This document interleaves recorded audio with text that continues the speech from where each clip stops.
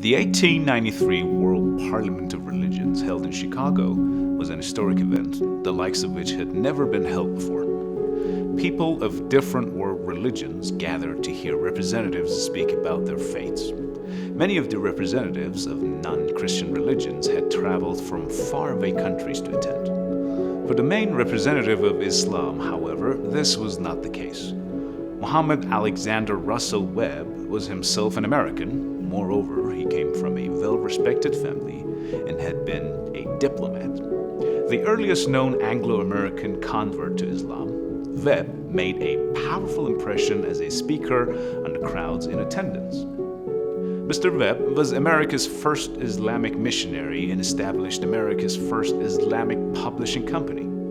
Through his work, Webb not only played a pivotal role in the growth of the Muslim community in America, but in countering false stereotypes about the Islamic faith as well.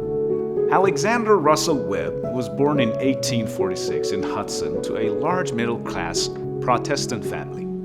His father, as a newspaper owner, ensured his son a strong education and fostered his son's intellectual independence. As a young man, he became disillusioned with faith due to the preaching of dogmatic pastors he encountered. Early on, Webb set up a jewelry business in Chicago. Sadly for Webb, he lost much of what he had during the Great Fire of 1871, which burned much of the city. Later, Webb moved to Missouri, where he pursued the family tradition of journalism, becoming editor of the Unionville Republican newspaper. It was during this period that Webb began his study of Eastern religions. He temporarily put journalism aside to devote himself to the study of world religions, spending hours reading in libraries each day. After several years of reflection and soul-searching, Webb formally decided to embrace Islam, describing it as the religion that meets the spiritual needs of humanity.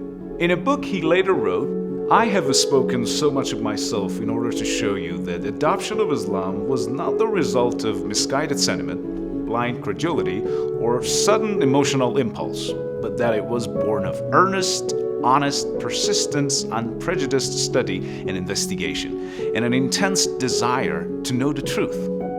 In 1888, Webb was suggested for diplomatic service and was officially appointed U.S. Consul to the Philippines by President Grover Cleveland. While stationed in Manila, he was visited by an influential Muslim trader from India by the name of Haji Abdullah Arab, through whom he developed ties with Muslims in India. Webb's conditions in Manila were challenging and he desired to establish an Islamic mission in America. Webb's Islamic mission idea was met with enthusiasm by a number of wealthy Muslim Indian traders who gathered funds to bring Webb on a speaking tour of India before returning to America to establish his Islamic mission. With the end of his diplomatic service, Webb set sail for India, where he lectured on Islam in a number of cities. On return to America, Webb established America's first Muslim publishing house in Manhattan, the Muslim World Publishing Company, which published his book, Islam in America, as well as papers called Muslim World and The Voice of Islam. Despite a lack of funding, Webb carried out his Islamic missionary work through his publications and speaking engagements. He gave lectures on Islam to audiences across the country, and the community of Muslims in America started to slowly grow through Webb's work. Webb and other Muslim converts established study circles in several cities across the country. Webb didn't have it easy, however. There was fierce opposition to Webb's mission by several Christian pastors as well as slander in the media.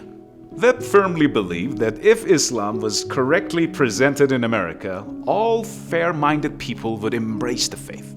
Webb's biggest opportunity to introduce Islam to curious Americans came at the first World Parliament of Religions, where he was the main representative for Islam. He emphasized that Islam had been misrepresented in the West and was in fact a religion free of superstitions which encouraged rationality and independent thought.